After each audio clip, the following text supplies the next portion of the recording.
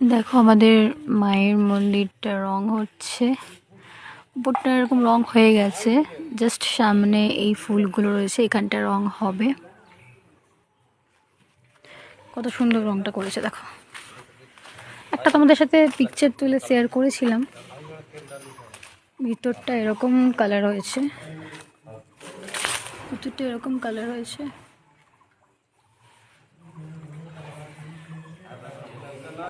এটা ব্যাক সাইডটা মন্দিরের, দেখো কত সুন্দর। আর এই জায়গাটা এরকম কালার করেছে। আজকে 22শে জানুয়ারি, ইংরেজি ডেটে যদি হয় তাহলে 22শে ফেব্রুয়ারি হচ্ছে আমাদের মায়ের পূজা।